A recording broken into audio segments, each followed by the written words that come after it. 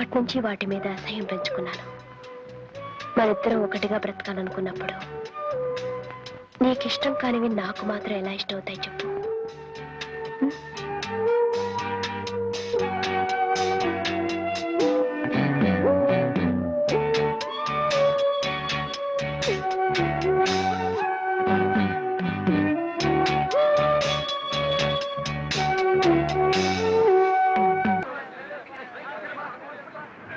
నువ్వేమో అమ్మవంట, నేనేమో నాన్నంట. అయితే నువ్వు పనిలోకి వెళ్ళు, నేనేమో అన్నం వండుతాను. తొందరగా వండు మరి. నువ్వు వెళ్ళు మరి, వండు మరి. అబ్బబ్బా, ఇంట్లో పళ్ళన్నీ అలాగే మిగిలిపోయాయి.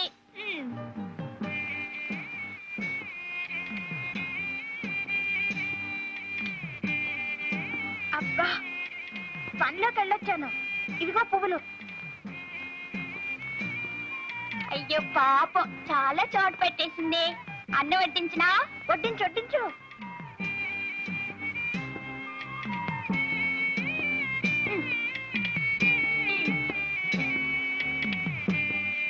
పొద్దుపైన ఇంక పడుకుందావా? అయ్యో రామా, పువ్వు తినగానే ఎవరైనా నిద్రపోతారా? కాసేపు సరదాగా కబుర్లు చెప్పుకుందామే. మరి మా నాన్న పువ్వు తినగానే గుర్రు పెట్టి నిద్రపోతాడు కదా.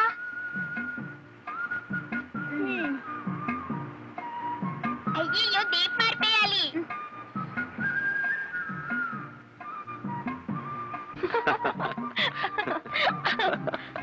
అయ్యయ్యో, కరుణక్క.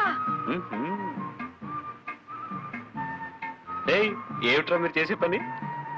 మీరేం చేస్తున్నారు? మీరు మాలాగే అమ్మా నాన్న ఆట ఆడుకుంటున్నారా? నేను ఆ ఆటే ఆడదామంటే మీ అక్కయ్య తను రానుంటుందిరా. ఇది అంతే, నా మాట వింటలేదు. అలాగా? నువ్వు చెప్పినట్టు నీ విన్ను. వినవా? ఆ మొక్కం చూడు.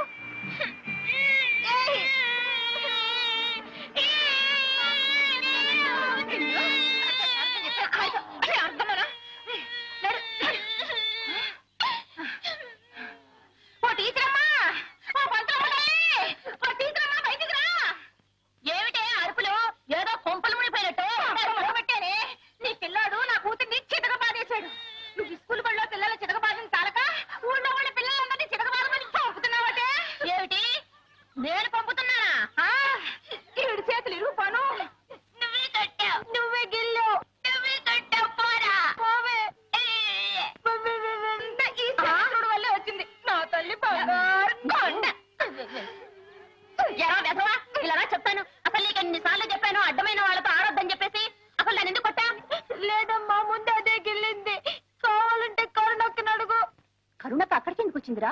మరేమో జగన్నయ్య కరుణక్క అక్కడ ఎంచక్క అమ్మ నాన్న ఆట ఆడుకుంటున్నారు. ఎవరు? శారదమ్మ గారు లేరు, వాళ్ళ అబ్బాయి. కరుణ వయసు వచ్చిన పిల్ల. ఈ విషయం ఊళ్ళో నలుగురికి తెలిస్తే కాండ్రించి మొహాన్ని ఉమ్మేస్తారు. అదే టీచర్, కరుణ మీ దగ్గర ఆ నేర్చుకున్న పిల్ల, మీరేలా మాట్లాడితే ఎలా?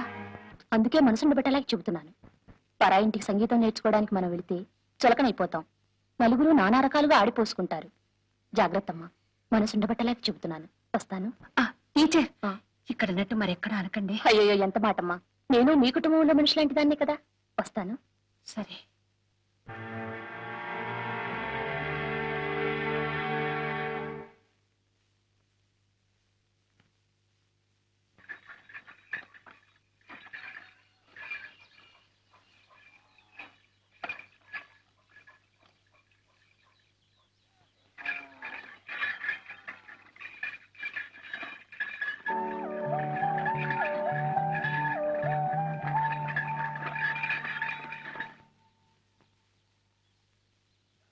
అమ్మగారున్నారా బాబు? అమ్మా, ఈ ఆళ్ళ నుంచి పాఠం చెప్పడానికి మిమ్మల్ని హార్మోని పెట్టి అట్టుకుని 6ంటికే రమ్మన్నారమ్మా. సరే ఉండు బాబు, హార్మోన్ పెట్టి తీసుకుని వస్తాను.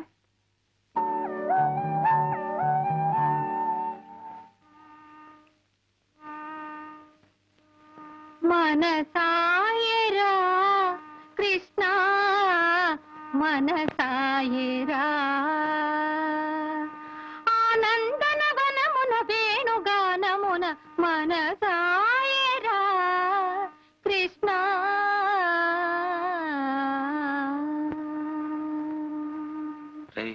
ఎలాగైనా కరుణం చూడాలరా. పట్టణంలో పుట్టుంటే టెలిఫోన్ లోనైనా మాట్లాడుండొచ్చు. పల్లెటూరులో పుట్టి ఏడిసాం కదరా. పోనీ ఒక 400 సంవత్సరాల ముందు పుట్టున్నా ఏదో ఒక హంసను రాయబారం పంపించుండొచ్చు. పోనీ మన కూతురు రాయబారం పంపిద్దామా? నువ్వే కదరా. ఏరా అబ్బాయి ఎప్పుడు నీ మొహం అద్దంలో చూసుకున్నా ఒకసారి వెళ్ళి అద్దంలో చూసుకో, అప్పుడు నా కన్నాలాగా ఉంటావు. ఒరే బాబాయ్ నోరు దారుకు. మొయ్యరండి హార్మోని హార్మోని అప్పండ్రా, నాకు ఐడియా వచ్చింది.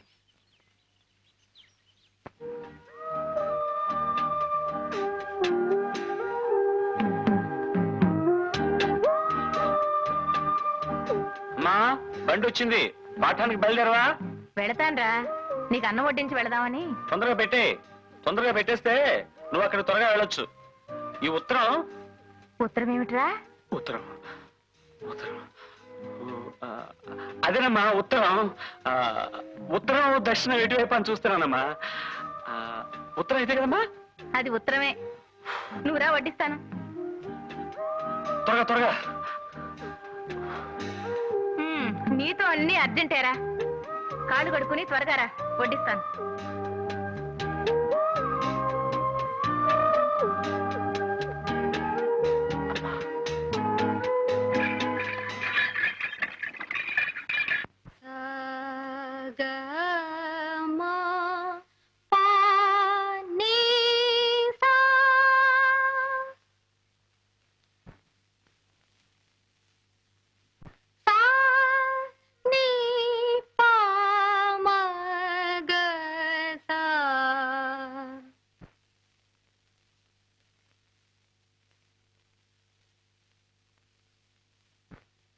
మమ పాప పప గమ ప గమ గస నిని సా స గగ సా స ని స గ గమ మ ప సా స ని ని పాప మమ గగ సా స ని సా ని ప ప మ గ గలసి సోలసి కోయి పగలు రేయి మురిసి మెరిసే సంధ్యారాగంలో ప్రాణం కలిసి విరిసే జీవన రాగంలో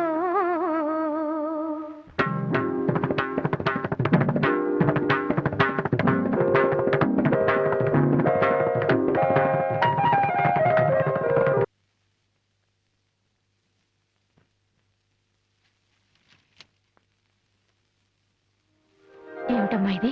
అమ్మా, కరుణకి 2-3 రోజుల్లో కాలేజీ తెరుస్తారు. అంచేత రేపే పట్నం బయలుదేరుతుంది. తీసుకోండి. మరోలా అనుకోకండి, ఇది జీతం కాదు, నేను మీకు చేస్తున్న చిన్న సత్కారం. దాని గురించి కాదండి. సంగీత విద్వాంసులు ఇళ్లలో పుట్టిన పిల్లలు కూడా కొందరు సరిగ్గా సరిగమా అనలేరు. కరుణ ఎంత అద్భుతంగా పాడుతుందంటే అది పూర్వజన్మ సుకృతం అయి ఉండాలి. కాళిదాసు నాలుక మీద కాళికాదేవి ఓంకారం రాసిందంటారు. ఈ కరుణ నాలిక మీద ఏ దేవత ఏ బీజాక్షరం రాసిందో తను స్వరం విప్పితే నా కళ్ళకి అపర సరస్వతీదేవిలా కనిపిస్తుంది. అలాంటి పిల్ల పాఠం సగంలో ఆగిపోతుందంటే నేను చాలా బాధపడుతున్నానండి. పాఠం మధ్యలో ఆపేస్తారనుకుంటే అసలు మొదలు పెట్టుండేదాన్నే కాదు. పాపం పాఠం సగంలో ఆపేస్తున్నందుకు కరుణకు కూడా బాధగానే ఉందండి. ఇంతకు ముందెప్పుడు చదువు అనేది అదే మహత్యం. మీ దగ్గర శిష్యకం చేస్తున్న దగ్గర నుంచి సంగీతం అంటోంది. మీ పాటలో అంత మహత్యం ఏముందో మరి? పాటలో ఏముందో పాడే వాళ్ళకే తెలుస్తుంది. ఏమ్మా, నీ పంతులమ్మ గారిని హార్మోని పెట్టి వదలలేకపోతున్నావా?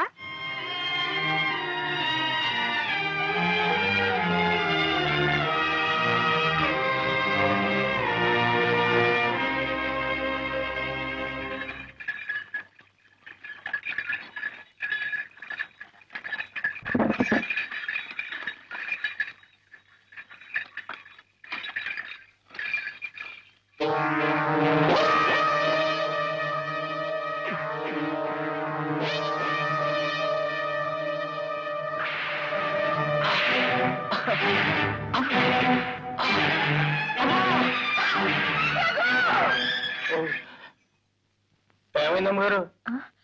ఏం లేదు కోటయ్య, నువ్వు పోనీ. దా, దా.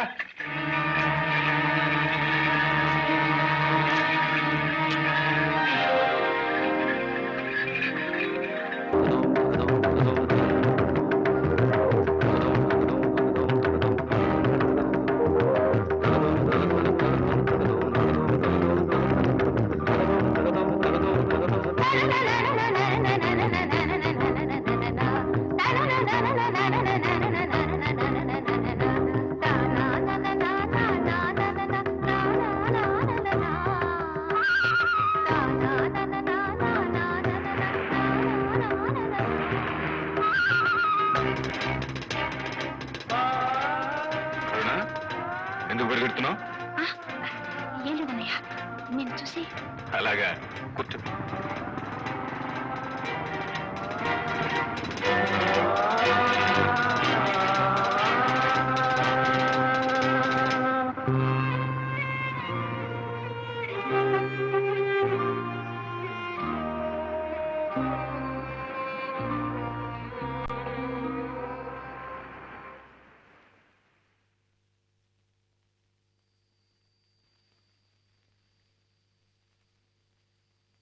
రఘు, మనసు బాగోలేక వంట చేయలేదు.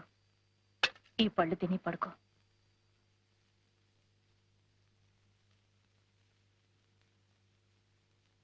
డేవిడ్ గారి ఇంట్లో ప్రైవేట్ కూడా ఆగిపోయింది.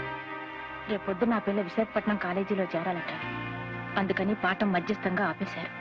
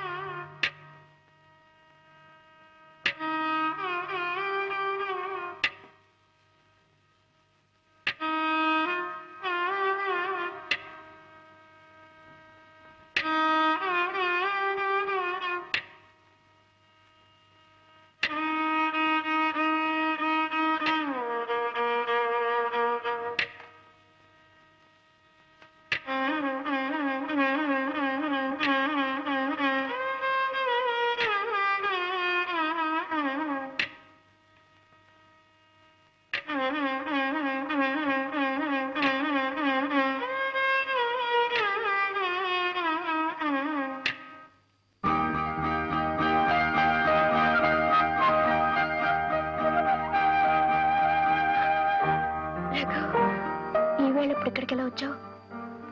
మా అన్నయ్య చూస్తే ఎంత ప్రమాదమో తెలుసా? ఉన్నటేం చాలా తక్కువ. ఆ కాస్త అన్నయ్య గురించి అమ్మమ్మ గురించి మాట్లాడి వేస్ట్ చేయను. రఘు, రేపు నన్ను కాలేజీకి పంపించేస్తున్నారు తెలుసా? ఏంటి మాట్లాడావు? నిన్నే. నేను ఊరు వెళ్లకుండా ఉండే ఉపాయం ఆలోచించావా? ఉపాయం ఆలోచించాను, ఉల్లిపాయ తెచ్చాను. ఉల్లిపాయ? దీన్ని చంకలో పెట్టుకుంటే తక్కువ జ్వరం వస్తుంది. అప్పుడు నువ్వు కాలేజీకి వెళ్ళలేవు. నిజం? ఒట్టు. రఘు, నిన్ను చూడందే నేను ఉండలేను. ఇందులో ఏమి హాస్యాలు అడకు. నిజంగా నీకు జ్వరం వచ్చేస్తుందా? జ్వరం వస్తుందని చెప్పాగా, చేతులెత్తు త్వరగా.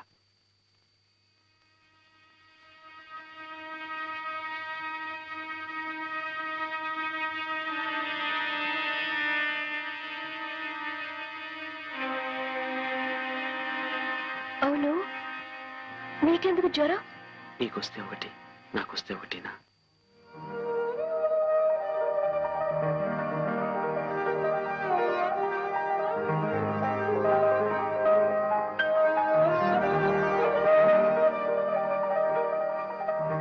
రఘు, వచ్చేసింది, జ్వరం వచ్చేసింది.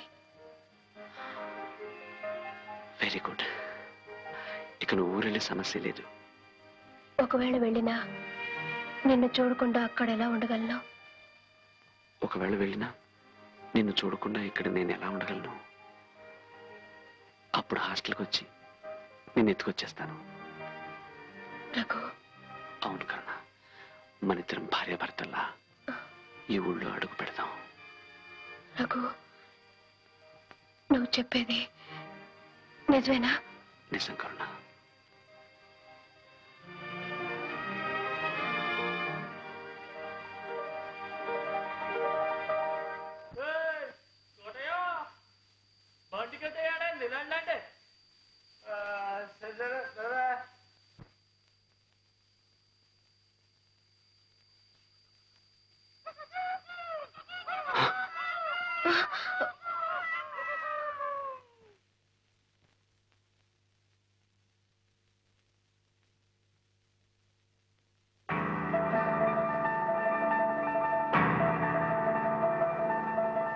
ఏమిటమ్మా, రేపు ప్రయాణం పెట్టుకుని నిద్రపోకుండా ఏం చేస్తున్నావు?